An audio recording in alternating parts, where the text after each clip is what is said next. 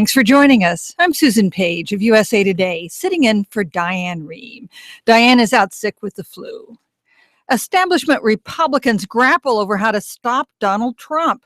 A political battle over the Supreme Court vacancy escalates, and the Senate reaches a bipartisan funding deal on the Flint water crisis. Joining me for the domestic hour of the Friday News Roundup, Michael Shearer of Time, Cheryl Stolberg of the New York Times, and Manu Raju of CNN. Welcome to the Diane Rehm Show. Thanks, Susan. Thanks for having us. We invite our listeners to join our conversation. You can call our toll-free number. It's 1-800-433-8850. You can always send us an email to drshow@wamu.org. Find us on Facebook or Twitter. And since this is the domestic hour of the Friday News Roundup, you can watch us. We'll be live streaming this hour on drshow.org. Okay, Michael, last night, smaller field for the Republicans, higher stakes, and a much tougher tone from Marco Rubio. What happened last night? There's a shift that's happened in this race. Up until now, all the other candidates in the Republican field have been focused on getting their own polling, their own voting numbers up, not on tearing Donald Trump down. And Donald Trump, with a shrunken field, now has something like 40% of the Republican electorate on his side. And Rubio and Cruz and the others have realized that the only path they have to even getting to a contested convention at this point is to bring Trump down. So that it was a totally different strategy from Marco Rubio than we saw in South Carolina or any of the other debates. He was trying to take Trump down a notch and to get his voters and to make the argument in front of the Republican electorate that this guy just is not going to be a good president. In the past, Rubio sort of enjoyed the fact that he's not in Donald Trump's firing line, and he stepped into it last night. So, Cheryl, do you think Rubio succeeded? So I think this is the big question, and we'll know on Super Tuesday when the votes roll in. You know, this was either a situation in which Rubio waited too late to come out swinging against Donald Trump, or it was a brilliant strategy in which he waited until the field was narrowed and attacks on Trump could really stick and elevate and sort of seep into the public consciousness. Now, whether they have seeped into the public consciousness, I think it's too soon to tell. After Nevada, Donald Trump came out of Nevada having broken what we thought was his ceiling of about 30% of Republicans supporting him, got 49.5% of the vote in Nevada. He has won South Carolina. He's won New Hampshire. So the question is, can he be stopped? And did Rubio do enough last night to stop him? And will undecided voters who have swung toward Rubio, the late breakers have tended to swing toward him in past voting, will that happen again? And, you know, we'll see. And will it be a two-man race? Will Ted Cruz be pushed out? Because Rubio hasn't won a single race yet. And I think what we saw last night was the first real sustained character attack on Donald Trump. And we've seen all these other criticisms coming from Cruz and others about him flip-flopping on a number of positions. But both Cruz and Rubio really launching over questions about who Donald Trump really is. Everything from his tax returns to hiring undocumented immigrants at his Florida resort, over what he believes on healthcare, for instance. That's one thing that Rubio attacked him pretty relentlessly on. And you start to saw that coming from the party establishment earlier this week when Mitt Romney raised the question about whether or not there was a bombshell in Donald Trump's taxes, sort of an ironic attack given that Romney had his own tax issues in 2012. But I think for Marco Rubio's campaign, there's a real sense of urgency because, as Cheryl noted, he has not won a state yet. He's at risk of not winning any states on Super Tuesday. And a poll showed that on March 15th, his home state of Florida, Donald Trump is running away with it right now. And if Marco Rubio were to lose that, it's hard to see how he has a viable path going forward. Well, in fact, there are three candidates who need to defeat Donald Trump in their home states, right? Marco Rubio in Florida, Ted Cruz in Texas on Tuesday, and Ohio Governor John Kasich at the March 15th contest there.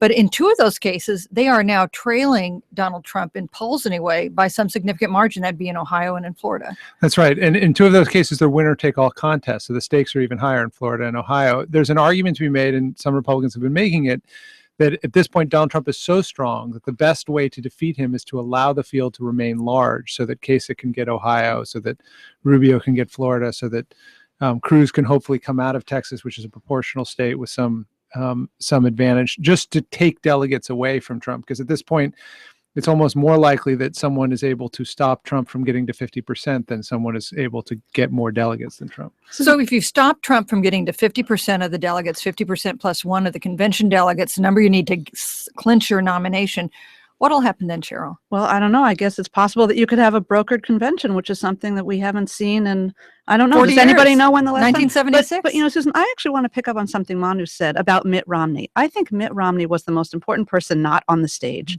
last night, because after Mitt Romney dropped this quote unquote bombshell and saying, we learned something from Trump last night. What did we learn? We learned that he's being audited by the IRS. And he says that's the reason that he is not releasing his tax returns. And Mitt Romney was unleashing a stream on Twitter last night. Hashtag, what's he hiding? And which is kind of ironic, as Manu said, but it is, at this stage where the field is narrowing, it is possible that voters will start to focus on these kinds of things, on business deals and on Trump's taxes and the what's he hiding. And, we may learn a few more things. The Romney factor is really fascinating because he's actually been very cautious up until this point. He has really not said a whole lot. His endorsement has actually meant a lot. And there was a lot of speculation after South Carolina that he was going to get behind Marco Rubio. He has not done so yet. And that's one of the reasons why, is because Rubio needs to show that he has a path to the nomination and that John Kasich is still in the race. And the longer that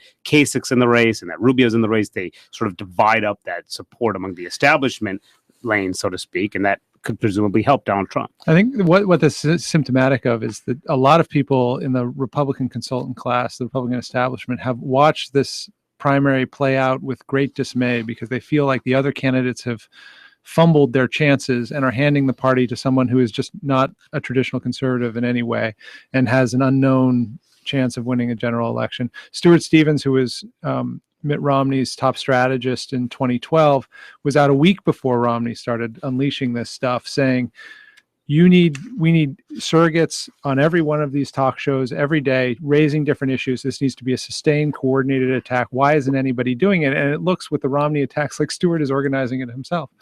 Here's my question, though. Do the voters who are supporting Donald Trump, are they unaware of some of these, some past positions he's taken or what's happening with his taxes? Are they unconcerned? They don't care. They don't care. So the question is, who's at least not, they haven't cared. They haven't cared. And my gut tells me they are unlikely to care. They are supporting Donald Trump because he's an outsider. They like an outsider candidate. The question is, has he tapped out, maxed out at, say, 30% of the Republican electorate? Was Nevada an aberration? And can one of these other candidates start raising policy issues and concerns about character to a point where, now that the other candidates have dropped away, we'll see some solidification behind them? And a very interesting story in my own paper this week by my colleague Jennifer Steinhauer headlined something like "Trump and Ryan are on a collision course." And she laid out all the ways in which Republicans in Washington, like Paul Ryan, the Speaker, who have plotted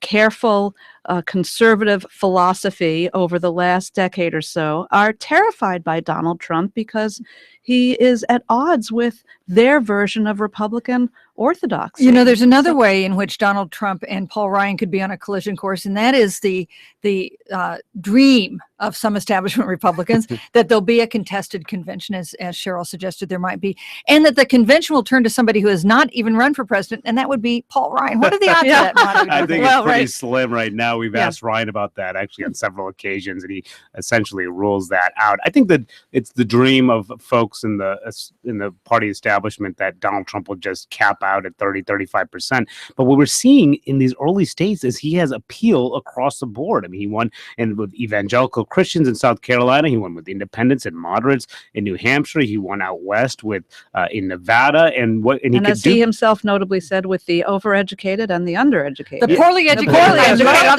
He said he loves the poorly educated too. And in fact, Marco Rubio has a new ad out, but not Latinos. A new ad out that says Donald Trump loves the poorly educated. He thinks you're a fool. Yeah, I think the question here with Trump is his message and his strategy has been to paint himself as a winner. And the more he looks like a winner, the stronger he is. If you watch that speech he gave after winning clearly in Nevada, he said the word winning like 8 times in 2 sentences. And so what these character attacks are doing, what the onslaught that's coming over the coming weeks will test, not whether people care about whether he ripped people off with his Trump University or sold bad steaks when he was selling Trump steaks. It's whether people feel that there is some fracture here in the facade that Trump has put forward, that he is the winningest winner that politics has ever seen. And I think if people begin to think, wait, there may be something more to this, then there is a route, but it's a very narrow route for his challengers. I would just say that it's not like Trump created this electorate. This electorate created Trump. It's because people are so unhappy that they're receptive to this message that Donald Trump has sold with very surprising success so far. We're going to take a short break, and when we come back, we'll continue our conversation with Cheryl Stolberg, Michael Shearer, and Manu Raju. And we'll take some of your calls and questions. You can call our toll-free number. It's 1-800-433-8850, or send us an email to drshow@wamu.org. And of course, you can watch all of our guests on our live video stream. That's at drshow.org. We'll be right back.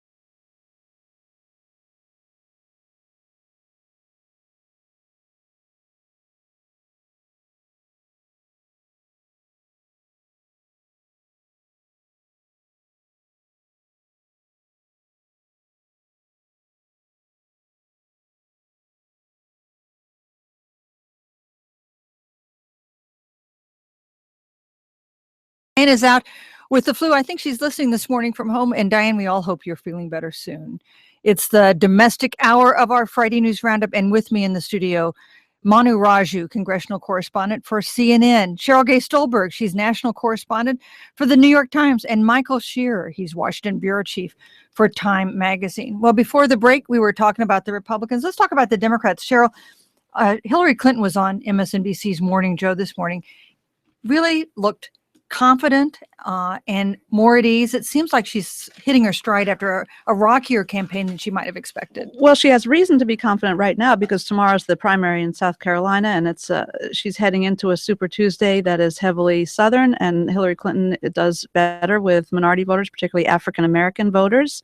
So, she is ahead in the polls in most of the Super Tuesday states, I believe, with the exception of Vermont and Massachusetts. To be expected, they're going for Bernie Sanders. So she should feel comfortable about that. She is, though, getting hit on this issue of her Wall Street speeches and whether or not she will release them. And that is sort of the latest. We talked about what's he hiding on Donald Trump and his taxes. That's the sort of what's she hiding. And she's had a campaign that's been beset by controversies over her email releases, and now we're seeing demands for her to release these speeches. So she'll have to contend with those issues, but she's also racking up a pretty big delegate count. She's got, I think, more than 500 delegates so far. Bernie Sanders has about 70. So the delegate math is working in her favor right now. Although I would say that delegate math is including the super delegates, and they're really, that is really where she's getting her support. And of course, super delegates aren't obligate. So superdelegates can change their mind if they want. Oklahoma, another state that could be close. That's another state, Tuesday, where I think the Sanders people hope they can win. And Colorado and Minnesota, where there are caucuses, those may be good for Bernie Sanders, but they're places that are hard to poll. So we don't know quite where that stands.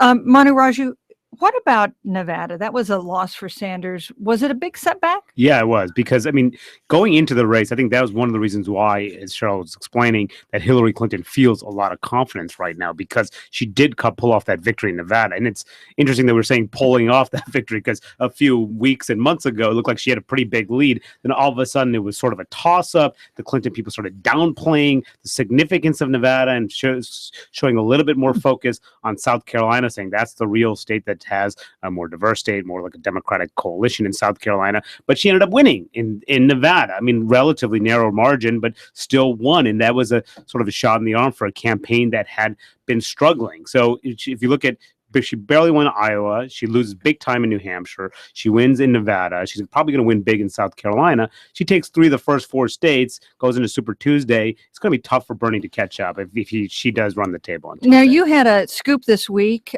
regarding Hillary Clinton and Harry Reid. Tell us what you found out. Yeah, I sat down with the Senate Democratic leader, and he said that he was endorsing Hillary Clinton. He became the highest ranking Democrat to throw his support behind Hillary. Not a total surprise, but certainly newsworthy in the sense that it showed that the party leadership was starting to consolidate behind Hillary. Now, she has support of, you mentioned those superdelegates. They're very important in terms of the overall delegate count. She has 40 Democratic senators backing her, at least. Bernie has 0. It just shows that the party really believes that they need to hopefully get behind her, push her over the finish line, and fend off that sort of insurgent candidacy from Sanders. I think it's interesting to watch Clinton over the last few weeks, because what's changed is not anything she's doing really in terms of performance or strategy. What's changed is who is voting. And we always knew she was going to have an enormous advantage among the voters that she has an advantage with. We always knew it was a big, long shot for Bernie Sanders to be able to take the nomination. I think if you step back a little bit, though, you still see significant weaknesses in the way Hillary Clinton's performed. She still is not able to get young people who are crucial for her if she's going to retain the Obama coalition in a general election, which is very much part of her strategy. She still has not really been able to answer these concerns about Wall Street and whether voters trust her. So, a month ago, I would have said she had a very good chance of winning the nomination. Today, I would say she has a very good chance of winning the nomination. But the concerns about her in a general election, I don't think have gone away. You mentioned Cheryl, these questions she continues to face about her Wall Street transcripts, these high dollar speeches she gave to Wall Street bankers and others. Do you think at the end of the day she's going to be forced to release those transcripts, which were created at her insistence when she gave these speeches? Honestly, I can't see how she is not going to be forced to release them. When someone runs for president, everything is on the table, everything about their past, and the public expects to know. My newspaper editorialized. We have a strict wall between the news side and the editorial side, but I would note the New York Times editorialized this week saying she's got to release that information. I can't see how she gets around that. Maybe she can put it off long enough so that she will have locked up the nomination and it won't matter. I think Michael also touched on something very important around Hillary Clinton, and that is the enthusiasm gap. She's not a candidate who is thrilling people. She's the pragmatist's candidate. And Manu talked about the endorsements. I'm also not sure how big a deal it is. How big a deal are endorsements when what's animating voters are outsiders? We're seeing it both on the Republican side and on the Democratic side, where the enthusiasm on the Democratic side is with young people and with Sanders. And that's going to be the challenge for Hillary. Even if she does rack up these victories, Bernie is raising a ton of money because of that enthusiasm. And he can be in this race for a very long time. So when I talked to Harry Reid about it, he thinks that it could possibly go to the Democratic convention in July. So we could have two broker conventions, a political reporter's dream. Well, and of course, the Democrats require proportional representation, which sounds obscure, I guess, but it means that even if you keep losing states, you can continue racking up delegates. The other issue I think it's raised with the Wall Street transcripts is these are speeches she gave after she left the Secretary of State's office. She said, I had no idea whether I was running for president at that time. That's just not true. She clearly was on the path to run for president at that time. She decided to make an extra few $1 million going around speaking to groups who at the time was very clear were very unpopular with the Democratic base she would need to court later on, and unpopular with the country. This is a general election issue. So I think there's a question of judgment here. I mean, she made this decision knowing that she would pay for it later, and now she's paying for And it. it taps into everything that people that make people uneasy about Hillary Clinton, which is the notion that she's not like one of us. She's rich. She caters to Wall Street. She's hiding something. She creates her own rules. All these things feed into a narrative about Hillary Clinton that is broader than just these speeches, but also involves the emails, the using a home server, different standards for her aides, the whole gamut. Well, Michael, you mentioned that this issue of the Wall Street transcripts is a totally self-inflicted wound. She doesn't need to be facing these questions at all if she'd made a different judgment then. Definitely also true of the issue over the emails that she sent and received as Secretary of State. And now we know that there's been this FBI investigation, but now we have word that a judge who, by the way, was appointed by Bill Clinton to the bench, has opened the door to the possibility of subpoenas for her on this email issue. Tell us what the issue is. Well, this involves a lawsuit over whether or not, essentially the legal issue of the case is whether or not she tried to evade public disclosure laws, the FOIA law, Freedom of Information Act, by including this server in her home, having a private email service. Now that the federal judge Emmett Sullivan ruled that her aides could be questioned under oath as part of this the discovery process in this case. Now, what does that mean going forward? It means that this could last for a very long time. This could stretch until November or beyond, and the questions will just continue to linger. She was asked about this at the CNN town hall earlier this week. Should Democrats be worried about this email issue if you become the nominee? And she said, "Oh, this is just a right-wing no, she didn't say conspiracy, but part of the right-wing effort to go after her." But when a judge greenlights this kind of investigation, this kind of case to go forward, that's a problem for her. The issue here is motive. Was Hillary Clinton, when she set up this private email server, thinking about either not destroying government records, which she was legally able to separate for herself what was a government record, what wasn't, but the definition of what is a government record is fixed. She can't decide that herself. If she was discussing government business, she has to release it. So did she have a motive to hide something, or did she just have a motive to make it more difficult to delay the release through Freedom of Information Act? If in these depositions that come out, she ever told an aide ever discussed with another aide, "Oh, it'd be great if we have a private server because then we can delay FOIA," that becomes a problem for her. And the idea that there's she's on parallel tracks here, right? She's trying to get herself on the path to win this nomination at the same time as the FBI and independent lawyers for the Justice Department are investigating whether or not there was misuse of classified information on this private email server. So you've got these, I guess a lot of Democrats are worried, is there going to be a train wreck at the end? And we've talked about the concerns or the allegations about what her motives might be or why she did this. What is her explanation for why she chose to use it? Just briefly to give her say. Her explanation is that it was a matter of convenience. I had one device, and that other secretaries of state and government officials use private email regularly, and that there was no law explicitly banning it. Let's go to the phones. Let some of our listeners join our conversation. We're going to go first to Bedford, Texas, and talk to Zachary. Zachary, hi. Hi, how you doing? Good. Well, I'm taking a little time out, skipping a little bit of class here, so I'll make this brief. Y'all been talking about the Republicans like it's not going to be Trump. I mean, it's going to be Trump, and we need to start talking about how we're going to beat him. So and the reason it's going to be Trump and it's not going to be anybody else that the establishment is trying to grasp at is because as a former Ron Paul voter, I can say with confidence and pride that we destroyed the GOP. It's dead. There's 4 or 5 groups fighting over it now. So Ron, just quickly, Zachary, you voted for Ron Paul. You think Trump should be defeated now? Who are you going to support? I mean, I support Bernie Sanders, and I think the DNC will be destroyed also if the establishment does not get behind him.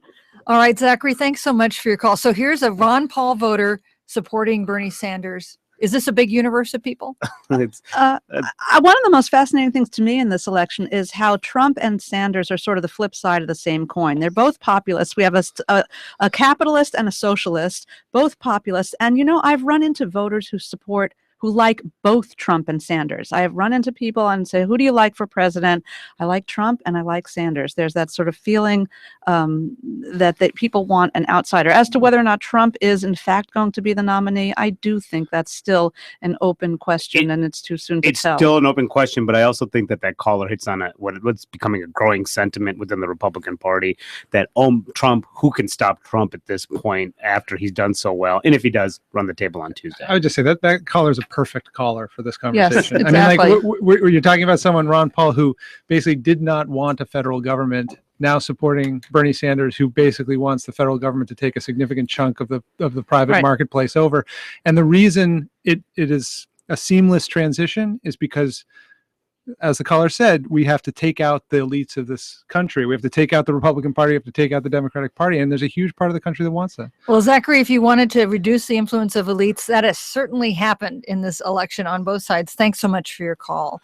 I'm Susan Page, and you're listening to The Diane Rehm Show. We're taking your calls, 1-800-433-8850. And you can actually watch us live. We're running live streaming video of this hour of the show at drshow.org. Well, let's take another caller. We'll go to Florida, to Fort Lauderdale, and talk to Gary. Gary, thanks for joining us. Thank you. I mean, you could put me in the same category as that last caller. I'm a registered Republican. I was for Trump up until last night, and my Facebook posts all the time say I also like Bernie Sanders. But what I told your screener was that they're all hypocrites.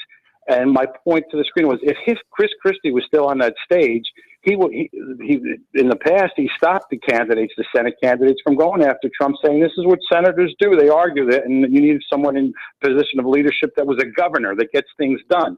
But we finally exposed Trump last night, thanks to Chris Christie not being there. But really, it's because the field was reduced, because they all had a gimmick for getting the airtime, and Chris Christie's gimmick was to point to the senators and say how they argue. So, Gary, But you're thank in a key state there, and Florida is going to vote on March 15th. Who are you going to vote for?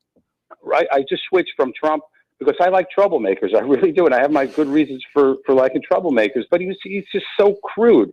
I mean, why did he go after the? So you switched from Trump Rubio. to who? To Rubio. Okay, Gary, thanks very much for your call. Well, there's a lot to chew on there, but I think the Chris Christie thing that the caller mentioned is fascinating, because Christie, of course, dropped out after his poor showing in New Hampshire, and he's the one who really stopped Rubio's momentum by that really brutal exchange that they had during that New Hampshire debate, and that's probably helped. The fact that Christie's out of this race has helped Rubio so much. The last two debates, he's had a strong performance because Chris Christie hasn't been there. There are other issues we want to talk about. Let's talk about this Supreme Court vacancy. President Obama says he's going to make a nominee. You're going to put forward a nominee. Republicans say in the Senate say they won't even hold hearings on it.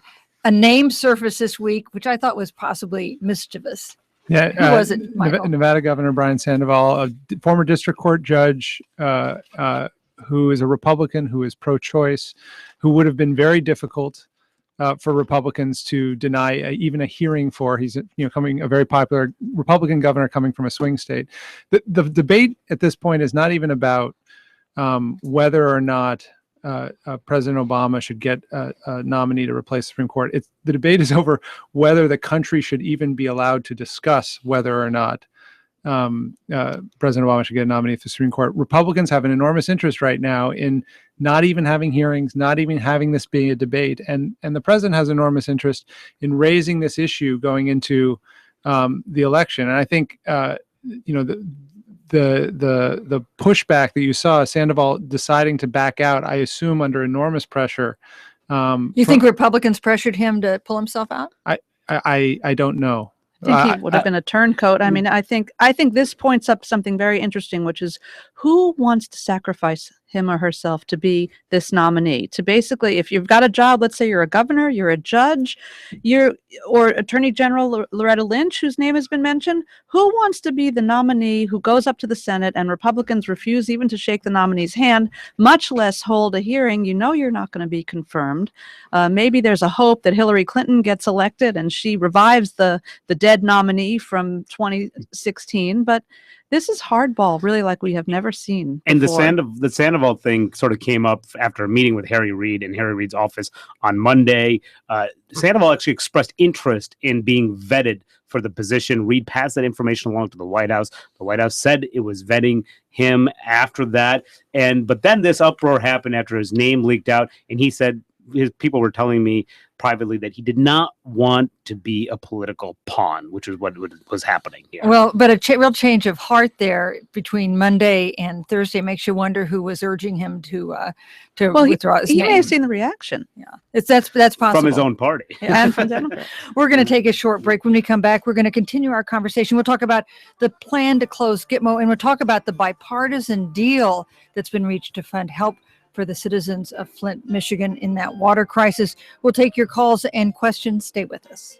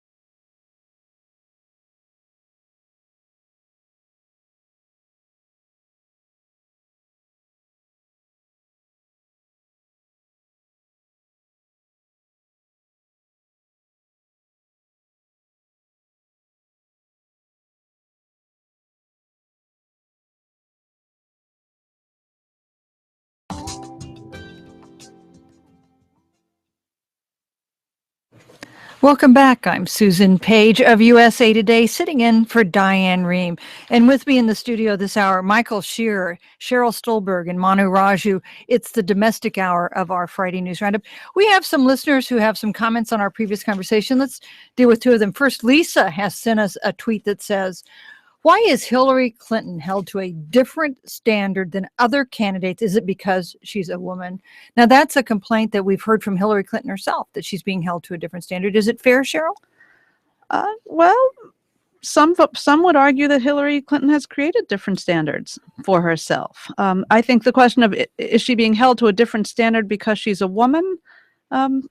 Truthfully, I don't see that. Maybe my male colleagues want to weigh in on that one. But I think she's being held to a very tough standard. She's a politician with a very, very long record.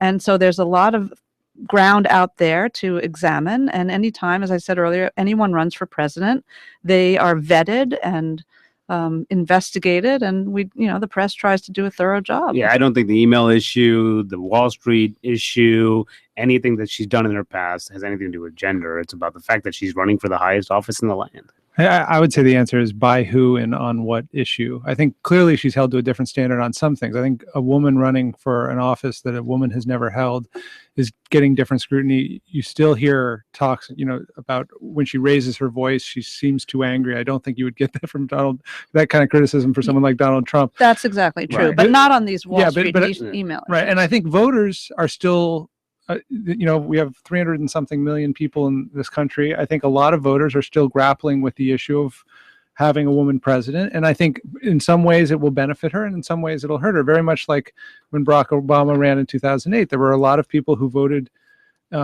for Barack Obama because they were excited about having an African-American president. And there were a lot of Americans who voted against him because they didn't want an African-American president. So, I think there's still something of a double standard for a woman running for the presidency, but it's so much less than it was 8 years ago. I mean, when you think about the contest 8 years ago, it seems to me Hillary Clinton's gender was much more of a factor in the scrutiny that she got. She argues that why aren't we demanding that the Republican candidates release their transcripts when they spoke to Wall Street bankers? Maybe that's a fair point. Well, I was just going to hark back to that. I would say there may be a double standard with respect to her behavior, her personal style, her laugh, her presence and demeanor. But in terms of the vetting of her record, I don't think there's a double standard. Now, here's an email from Barry, who writes us in Virginia. He says, not surprisingly, the liberal news media are missing an important explanation for Trump's popularity. I am not an angry blue-collar worker. I'm a comfortably retired college graduate, and I'm not angry about the politicians. What I am is tired of being told what to think and who to support by conceited media mavens. I see voting for Trump as firing a shot across the bow of the establishment. Manu, what do you think? That really, speaks to Trump's appeal in a lot of ways. I mean, he is not a politician, and you saw that in the debate stage last time. Even as he was under this withering assault from Cruz and Rubio, he just said, "Look, these are politicians. They're all talk. They're politicians." And look, maybe at the end of the day, even though he sustained a really tough debate, he may come out okay because of the fact that he is not a politician. The American people feel like the elites of this country and the media and politics have failed them on both sides. And that's what's animating Trump huge. and Sanders. And you don't have to be blue collar. That's a broad feeling that they have been ill served, and whoever can tap into that will have a lot of influence. Well, and given the dysfunction in Washington, the failure of Washington to deal with problems big and small, it's hard to argue that the elite, the political elite, and maybe you'd include the media in that too, hasn't failed them. Let's talk about an example of that from this week, which is the President Obama ran in 2008 promising to close Gitmo. Now the Pentagon he's not succeeded in fulfilling that promise. The Pentagon sent out a 4-point plan to Congress this week to do that. You then had a video of Senator Pat Roberts from my home state of Kansas taking the plan, tearing it up, throwing it in a trash can, which, Manu, I guess means this plan is not going anywhere. Yeah, probably not. I mean, really what the plan entails is a transferring of 60 detainees onto U.S. soil, either for trial or for detention. It needs an act of Congress in order to move forward. One of the Roberts, you'd expect him to oppose it, but the people that he could get support from are also opposing it, namely John McCain, who, former prisoner of war, he came out and strongly repudiated the plan, saying it's sort of a vague menu of options and that the president has missed his window by pushing it so late in his presidency. And with the political climate, it's just so hard to see any action. It does need an act of Congress to happen unless the president decides he can use his authority as commander-in-chief under the Constitution to do it unilaterally, which he has not ruled out. I don't think it's likely that he would do this in an election year, but there is this potential there that, assuming Congress says to him, no, we're not doing this, he would then argue that the national security interests of the United States are so tied up in Guantanamo continuing to exist and continuing to be a motivator for terrorists that he's going to make this move unilaterally despite a law that says he cannot do it, which would make a very interesting court case. I think he does so really at peril, though, because there has been such an uproar in this presidency over the president's use of executive authority by Republicans. They are completely exercised about this in every regard, from the healthcare law to all kinds of other immigration, et cetera. So for him to draw a line and use his executive authority to directly contravene a law that Congress has passed would, I think, be very difficult politically for him. But this is really unfinished business for Barack Obama. He campaigned on it in 2008. One of his first acts as president was to issue an executive order instructing that the government close down Guantanamo within a year. It hasn't happened. He's very frustrated about it. But there was a kind of pro forma feeling, I thought, to this I plan. think There so, was too. no expectation by anyone, the people writing the plan and presenting it, that it was going to go anywhere. It was almost like him just laying down a marker saying, I tried. And I have to check this box. And I have to check this box and something. And I do agree that if he did this unilaterally, it would really energize Republicans. It would be a real problem for Democrats in a general election. You know, we do have Congress beginning to move ahead on the whole issue of the water crisis in Flint, Michigan, which has inflamed people in both parties.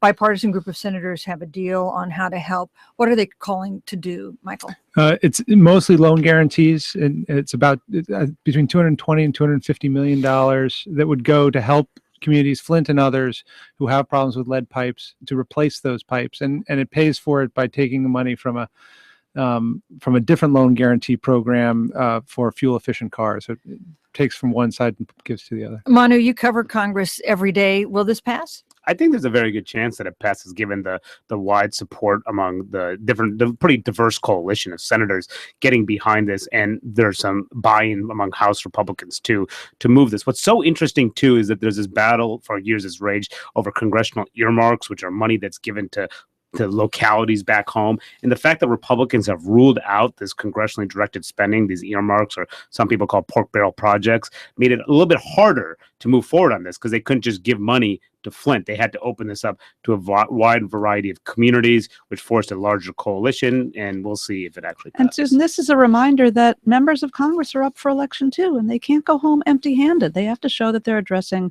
the nation's problems and that it's not all dysfunction and gridlock in Washington. Is there anything else that you think gets done this year in Congress? That's a great question. So there is an effort to deal with the opioid and prescription drug and heroin addiction crises in this country. There's an effort that's going to begin in the Senate next week. There's a chance that could be done. There's some various competing approaches, potentially that, but beyond, some narrowly tailored legislative action, it's hard to see anything broader happening. One of the interesting things on the House side is that Paul Ryan is really struggling to get a budget through in the House. He's a former budget chairman, but he's facing a lot of uproar from conservatives, these division between conservatives who don't want him to spend more money and defense hawks who do want him to spend more money. And if Ryan doesn't get a budget through, there'll be a big black eye in his speakership, because he's wanted to change things up and do things through regular order. I think what's interesting is that what we're seeing is what's likely to get done are things that are along non-ideological lines. So Supreme Court nominee, no. But something like the water crisis, which affects Republicans and Democrats, heroin epidemic, which affects Republicans and Democrats, and old and young, everybody in between, those are the kinds of things that we might see Congress tackle. Michael, and they're not, so I should just add quickly, they're not in session very often this year. They're busy running. They're running for their re-elections. I wonder if at least one case, inaction could become an issue for some of the senators who are running, the Republican senators running in swing states, Michael. I wonder if the unwillingness to even hold a hearing on a Supreme Court nominee could be troubling for Republican senators to defend when they go back and talk to swing voters. I think it can. I think that's why Mitch McConnell came out hours after we found out about Justice Scalia's death and told the country and his members, no way are we even considering this, because he wanted to shut it down soon. I think what I said earlier, Republicans see a danger in this discussion. So it's not just in the possibility that someone gets nominated. It's if this is a big issue through the summer and we're talking about why Republicans are not giving a hearing to Sterling candidate X, then it could really affect Republicans in swing states. Yeah, I was in Ohio last week reporting precisely this story, covering the race of Rod Portman, the senator from Ohio. He is a fairly moderate, or moderate in demeanor certainly, but has broken with his party, voted for Loretta Lynch to confirm her for Attorney General, and he is really feeling the squeeze. His base wants him to absolutely stand firm. No nominee should be confirmed. His likely Democratic opponent, Ted Strickland, the former Ohio governor, is making hay of this, saying that, we've got to, the president has the right to get his nominee through and at least get a hearing. And other senators as well, Kelly Ayotte in New Hampshire, Pat Toomey in Pennsylvania, Mark Kirk in Illinois.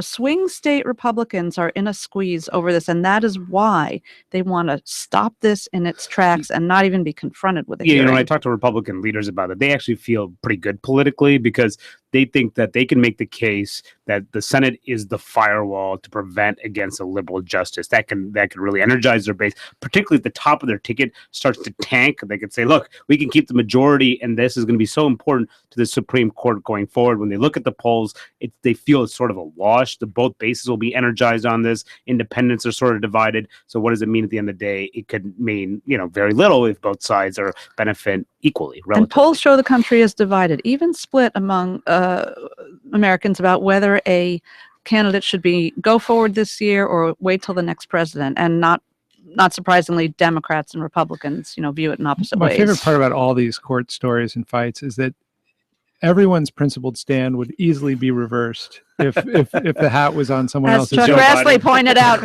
about Joe Biden this week. And you can go you go back through the years. You see Mitch McConnell saying there is no rule that we can't have a nominee. You see Joe Biden saying we can't have a nominee. I mean, like, everybody takes a stand here, but really the court has become so politicized over the years. This is a political fight. It's as if you're appointing a politician. And the one thing that I'd add to is that the judicial fights, each party does something else to sort of one up the other party. And they've done, we never really saw filibusters before on Supreme Court nominees. Now it's sort of going to almost expected. And if the fact that the Republicans do not even hold a hearing, that's going to be the first time since the modern era of confirmation hearings that a Supreme Court nominee will have not even gotten a hearing. That's since 1955, when the modern era of that effort began. And you can only imagine what the next majority will do. I'm Susan Page, and you're listening to The Diane Rehm Show. Cheryl. I think this is also a rare election in which, three branches of government really are up for grabs, right? We have the presidency up for grabs, the Senate, maybe, Democrats, probably a long shot, but now the Supreme Court is also, in a way, up for grabs. The death of Justice Scalia leaves the court divided 4-4. Whoever replaces Justice Scalia will set policy and can set the course of the court for generations. And I think we also can't forget that this is really about one of our country's most august institutions, the Supreme Court, which has always, at least many thought until Bush v. Gore in 2000, was above politics. So to the extent that this further immerses the Supreme Court in the political rough and tumble of our country, I think maybe both sides have lost. There are going to be reminders of this through the year if there are a series of 4-4 decisions out of the court. Exactly. So on some very important issues, voting rights, the court's taking up this year, abortion. Yeah, right. Well, let's talk about another court case. This is the one between Apple and the FBI. Michael, bring us up to speed on what's happening there. The Apple has made arguments that will be heard over the coming months, resisting the FBI's demand that they create a new operating system that would allow the FBI, through brute force, to try millions of passwords on this iPhone from the San Bernardino terrorist until they got the right one. Apple has built a system that not only gives the key to the lockbox only to the owner, but makes it so that you can't try the key more than 10 times. And so what the FBI is saying essentially is you have to build a new system we'll overlay on that old system so we can try the key a lot of times. The issue here is really fascinating. We've gotten to a point now where technology has evolved to really, by design, prevent the long-standing tradition of courts and governments to be able, with a specific subpoena, to basically open any box. And what Apple is saying is, we have designed a system that cannot be hacked, and if you make us write new software to do this, you're asking us to do something above and beyond. And if that precedent stands, then the future of technology and encryption will shift dramatically, because there are lots of ways of building boxes that can't be opened. Here's an email from Victor, who's writing us from Texas. He says, if Apple allows the U.S. government access to an iPhone because it belonged to a terrorist, what stops China and Russia from requiring access to an iPhone because it belonged to someone they consider a terrorist. Well, That's very much the argument we're hearing from Apple. that is exactly the argument Apple is making. Apple hired Ted Olson, the noted Supreme Court advocate and former Solicitor General under George W. Bush, to make precisely that argument. We're going to see court papers, I believe, filed in the case today. Tim Cook, Apple's chief executive, said this would be like a cancer. This, requirement would be like a cancer. Creating a cancer, creating a yeah. cancer that like nothing could stop it.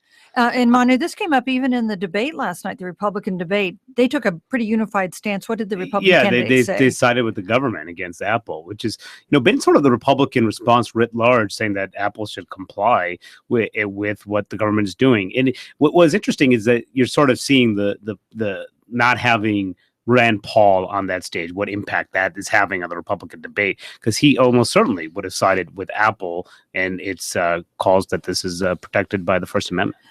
We guest hosted a show for Diane on Tuesday on this issue, and Michael Hayden, the former director of the NSA and CIA, called in to talk about it and took the side of Apple and the Silicon Valley and saying they should not be forced to create backdoors for law enforcement to use because it opens it up to, as Tim Cook said, abuse by others. So an interesting stance from an unexpected voice there. Well, I want to thank our panelists for being with us this hour. Michael Shearer from Time Magazine, Cheryl Gay Stolberg from the New York Times, Manu Raju from CNN. Thank you all for joining us on the Diane Rehm Show. Thank you. Thank you. I'm Susan Page of USA Today, sitting in for Diane Rehm. Thanks for listening. The Diane Rehm Show is produced by Sandra Pinkert, Denise Couture, Rebecca Kaufman, Lisa Dunn, Alexandra Botti, Susan Casey, Danielle Knight, and Allison Brody. The engineer is Alex Drewenskas. Danielle Brown answers the phones.